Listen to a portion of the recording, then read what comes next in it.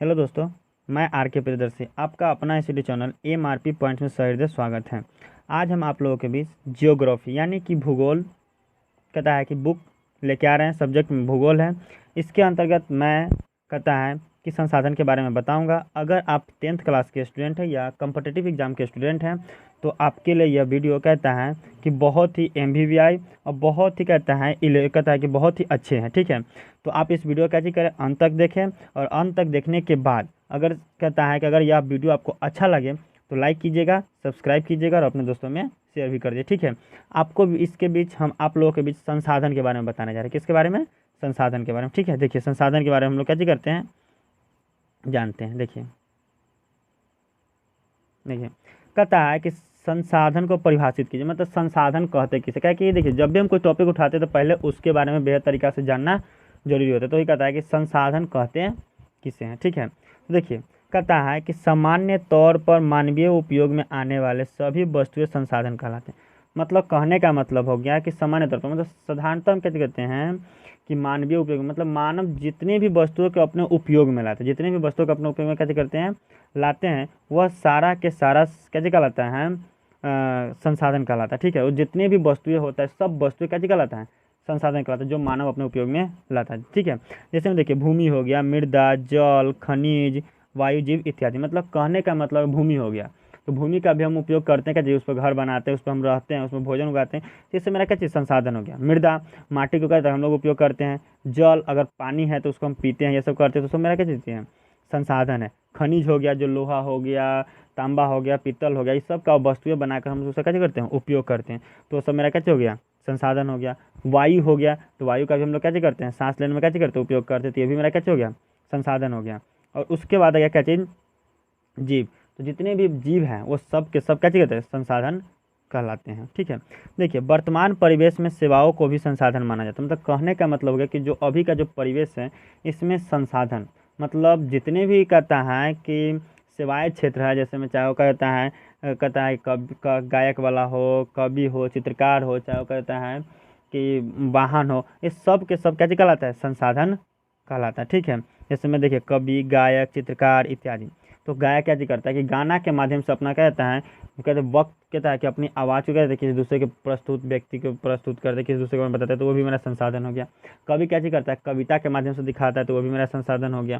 चित्रकार क्या करता है तो वो अपना क्या करता है कि चित्र के आधार पर दिखाता है, तो वो भी मेरा क्या हो गया संसाधन हो गया। ठीक है, तो ये कहलाता है संसाधन। चलिए आगे देखते हैं।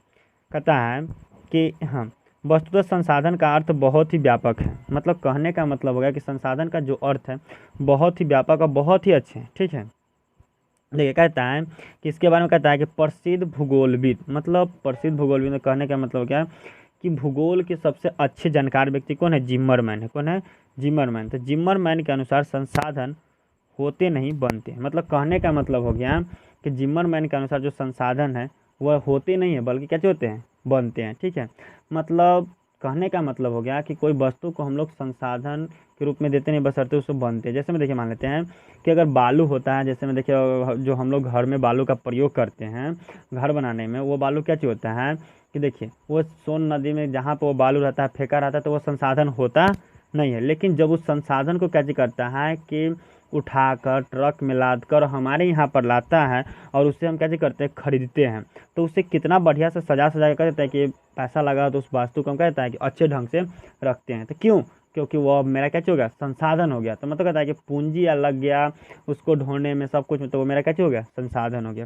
तो इस प्रकार संसाधन होते नहीं क्या होते हैं बनते, इसका मेन अर्थ हो गया। ठीक है, अब हम लोग देखते हैं कि संसाधन के प्रकार के बारे में। ठीक है, संसाधन कितने प्रकार के होते हैं, मतलब संसाधन के प्रकार। ठीक है, तो इसके बारे में आप बताते हैं। चलिए देखिए क्या चीज़ है, ये देखिए कहता है कि संसाधन के प्रकार मतलब संसाधन कितने प्रकार के हैं। ठीक है, तो संसाधन को विभिन्न आधार पर बांटा गया है। मतलब कितने आधार है उसके बारे में, मतलब संसाधन को विभिन्न आधार पर क्या किया गया है बताया गया है, उसको हम अब क्या करते हैं आपको बीच प्रस्तुत करते हैं। देखिए उत्पत्ति के आधार पर, मतलब कहने का मतलब हो गया कि उत्पन्न होने के आधार पर संसाधन को कितने भागों में बांटा गया। तो उत्पत्ति के आधार पर संसाधन को 2 भागों में बांटा है। कौन? एक जैव और एक अजैव संसाधन। ठीक है, मतलब उत्पत्ति के आधार पर संसाधन को 2 भागों में बांटा गया है, एक जैव संसाधन है, एक अजैव संसाधन। ठीक है, अब देखिए अब कहता है कि समप्यता के आधार पर संसाधन को कितने भागों में बांटा गया। ठीक है, तो उसमें कहता है कि समप्यता के आधार पर संसाधन को भी कितने भागों में, 2 भागों में बांटा है। कौन कौन, एगो नवीकरणीय योग्य और एगो अनवीकरणीय योग्य। मतलब समप्यता के आधार पर संसाधन को 2 भागों में बांटा गया है, नवीकरणीय योग्य संसाधन और अनवीकरणीय योग्य संसाधन। ठीक है, अब देखिए अगला टॉपिक क्या चीज़ है, तीसरा कि स्वामित्व के आधार पर। मतलब कहने का मतलब हो गया कि स्वामित्व के आधार पर, मतलब कहता है कि किसी व्यक्ति के आधार पर, स्वामित्व के आधार पर संसाधन कितने भागों में बांटा, तो 4 भागों में। कितने भागों में, 4 भागों में। कौन कौन है, एक मेरा व्यक्तिगत हो गया, दूसरा समुदाय, तीसरा राष्ट्रीय और चौथा हो गया क्या चीज़, अंतर्राष्ट्रीय संसाधन। मतलब स्वामित्व के आधार पर संसाधन को 4 भागों में बांटा गया है, व्यक्तिगत संसाधन, सामुदायिक संसाधन, राष्ट्रीय संसाधन और अंतर्राष्ट्रीय संसाधन। ठीक है, चलिए अब देखते हैं विकास के स्तर के आधार पर। देखेंगे कहता है कि विकास के स्तर के आधार पर संसाधन को कितने भागों में बांटा गया। तो विकास के स्तर के आधार पर संसाधन को कुल मिलाकर 4 भागों में बांटा। कितने भागों में, 4 भागों। कौन कौन, तो एक संभावित संसाधन, एक विकसित, एक भंडार और दूसरे का संचित कोष संसाधन। ठीक है, मतलब विकास के स्तर के आधार पर संसाधन को 4 भागों में बांटा गया। ठीक है, तो ये 4 आधार है संसाधन के प्रकार के लिए। ठीक है, मतलब संसाधन के इतने, मतलब ये जो 4 प्रकार हैं, 4 आधार है, इस आधार पर संसाधन को बांटा गया है, जो मैंने आपको क्या किया, प्रस्तुत कर दिए हैं, बता दिए। ठीक है, तो ये तो आपको समझ में आ गया। तो अब हम आगे बढ़ते हैं। ठीक है, देखिए जो आज हम आप लोग ये जो बताए हैं, जय बजय उत्पत्ति के आधार पर, समप्यता के आधार पर, स्वामित्व के आधार पर, विकास के स्तर के आधार पर, इस सब के आधार पर बताए हैं। और जितने प्रकार हम बताए हैं संसाधन को, उस सब को मैं क्या चीज़ करूँगा कि एक एक करके सबका डीलिंग करूँगा, सब को बारे में एक एक करके मैं बताऊँगा। तो कहता है कि आप देखते रहिए कैसे हम बताते हैं। ठीक है, तो देखिए अब हम क्या चीज़ करते हैं कि अगला क्वेश्चन क्या चीज़ है कि जैव संसाधन और अजैव संसाधन। ठीक है, जैव और अजैव संसाधन किससे कहते हैं, मतलब उत्पत्ति के आधार पर संसाधन कितने 2 भाग बांटा गया था, एगो जैव एगो क्या चीज़, अजैव संसाधन।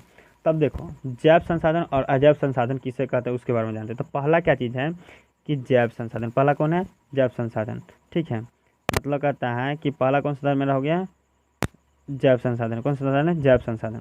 तो दर्शन कहता है कि इन संसाधनों की प्राप्ति जीव मंडल से होती है। मतलब कहने का मतलब है कि ये जो संसाधन है, ये जो संसाधन मिलते हैं कहाँ से मिलते हैं हमें, तो जीव मंडल से मिलते हैं। कहाँ से मिलते हैं, जीव मंडल से मिलते हैं, जिनमें जीवन व्याप्त होता है। जिनमें क्या होता है कि जीवन जीने की व्याप्त होता है, जीवन जिसमें क्या संभव होता है। ठीक है, वही होता है कि ये इस संसाधन हो गया जैव संसाधन, जो हमें क्या कहता है जीव मंडल से मिलता है, और जिसमें क्या होता है जीवन क्या कहता है संभव होता है। जैसे में देखो मानव, वनस्पति, पशुधन इत्यादि। मतलब कहता है कि इसमें क्या कहता है कि मानव को रखा गया है, वनस्पति को रखा गया, पशुधन को रखा गया। क्यों, क्योंकि ये सब सजीव है। बस एक बात समझ लीजिए कि वे जीव जो कहता है कि सजीव है, वो सब क्या कहता है जैव संसाधन का लगा। ठीक है, जो जीवित है, जिसमें प्राण है, जिसमें का सब कुछ है, तो वो कहता है कि जैव संसाधन कहलाता है। ठीक है, क्योंकि मानव भी जीवित है, वो सांस लेता है, वो भी संसाधन हो गया। वनस्पति भी कहता है हरा रहता है तो वो अपना काम करता है, तो वो भी क्या संसाधन हो गया। पशुधन ये सब कहता है सब जीवित है, संसाधन हो गया। मतलब सजीव जितने भी बचते हो सब क्या चीज़ में कहता है, जैव संसाधन कहलाता है। ठीक है, चलिए अब हम आगे देखते कौन सा संसाधन, अजैव संसाधन। कौन संसाधन हो जाएगा, अजैव। ठीक है, देखिए तो अजैव संसाधन कहता है, अजैव संसाधन। ठीक है, तो अजैव संसाधन कहता है कि वे संसाधन जो निर्जीव वस्तुओं के बने होते हैं। मतलब कहने का मतलब हो गया कि वे संसाधन जो निर्जीव वस्तु के बने होते हैं वो सब संसाधन कैसे कहलाते हैं, अजैव संसाधन। देखिए कितना आसान भाषा में आपको बताया है, अजैव संसाधन कहलाता है। मतलब वे संसाधन जो निर्जीव वस्तु, जितने भी निर्जीव वस्तु अगर उससे बने होते हैं ना, तो सारा का सारा संसाधन कैसे कहलाएगा, अजैव संसाधन कहलाता है। ठीक है, जैसे मान लेते हैं टेबल, कुर्सी, धातु इत्यादि। अब बात यह टेबल क्या चीज़ होता है, निर्जीव पदार्थ का बना हुआ है। कुर्सी वो भी निर्जीव पदार्थ का बना हुआ है। धातु वो भी मेरा क्या चीज़ है, निर्जीव पदार्थ का बना हुआ। तो ये सारा के सारा जो कहता है संसाधन है, वो सब के सब कैसे कहलाते हैं, अजैव संसाधन कहलाता है। ठीक है, तो देखिए तो इस प्रकार कहता है कि पूरा का पूरा संसाधन कैसे बता दिए हैं। तो देखिए इस प्रकार मैंने क्या किया कि उत्पत्ति के आधार पर संसाधन को 2 भाग में बांटा गया था, जैव अजैव, ये बता दिए। ठीक है, अब आपको बीच बच गया 3 गो।